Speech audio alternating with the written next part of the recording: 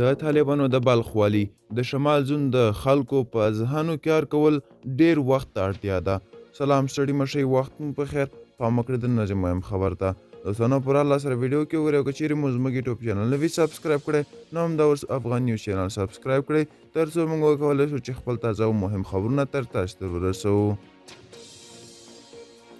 د بلخ لپاره د طالبانو والي محمد یوسف وایي تیر شل کاله د شمال زون د ولسونو په ذهنونو داسې کار شوی چې د بیا ذهنیت سازۍ لپاره یې ډیر وخت ته اړتیا ده.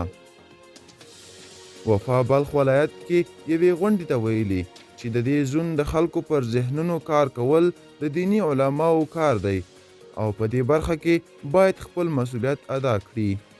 د طالبانو د بلخ والي په وینا زموږ اسلامي نظام په ټاکنو نه دی راغلی، بهر کې نه دی جوړ او تیارو کې نه دی را انتقال شوی. دا نظام زموږ په قربانیانو ایجاد شوی دی.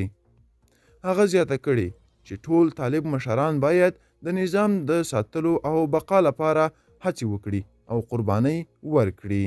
دوستانو دا د نور چمتو کلی خبر که غواړئ نور تازه او مهم خبرونه ترلاسه کړئ نو همدا اوس افغان نیوز یوټیوب چینل سبسکرایب کړئ. تر بیا ښې چارې ښه وخت.